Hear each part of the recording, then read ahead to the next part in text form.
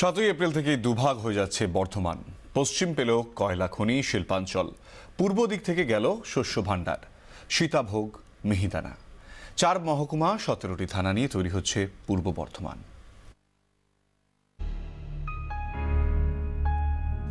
একদিকে কৃষি, সীতাভোগ, মিহিদানা, অন্যদিকে শিল্প।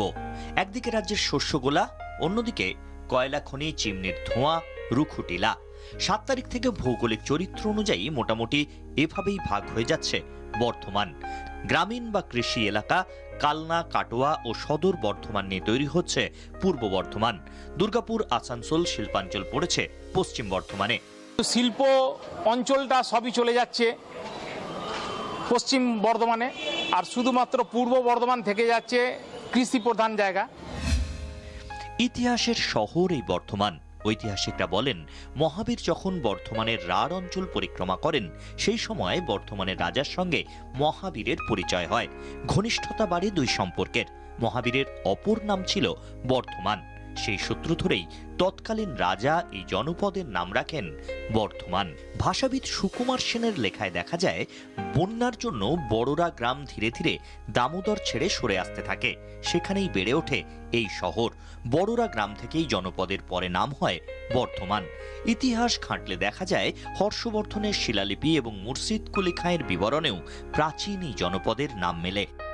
আশা করব যে বর্ধমান শহরের ডেভেলপমেন্ট অনেক বেশি হবে এবং এটা আশা করতে পারি যে কর্পোরেশনের আন্ডারে আসতে চলেছে হয়তো।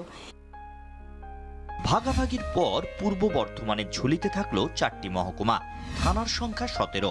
কাটোয়া, কেতুগ্রাম, মঙ্গলকোট, কালনা, পূর্বস্থলী, নাদনঘাট, মন্তেশ্বর, আউশগ্রাম, ভাতার, গলসি, বর্ধমান, বুদবুদ, খণ্ডঘোষ, মেমারি, রায়না, জামালপুর, মাধবডিহি।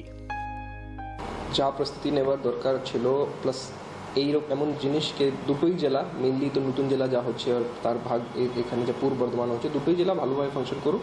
নতুন জেলার ক্ষেত্রে যা ইনফ্রাস্ট্রাকচার দরকার আছে, বেসিক অফিসার পোস্টিং ইত্যাদি দরকার আছে, বসার জায়গা, প্লাস যা আমাদের কিছু কন্টিনজেন্সি ব্যাপার ছিল সেই সব করে নেওয়া হয়েছে। তো সুপ্রাচীন বর্ধমান জেলা জুড়ে তাই রয়েছে নানা ঐতিহ্যের সংমিশ্রণ।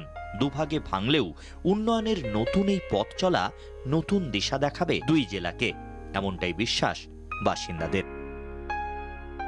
রাজার শহর বর্ধমানেরও নামকরণ হচ্ছে। এখন থেকে নো বাডোয়ান, শুধুমাত্র বর্ধমান। 24 ঘন্টার জন্য ক্যামেরায় সদন সিনহার সঙ্গে অরূপ লাহা, বর্ধমান।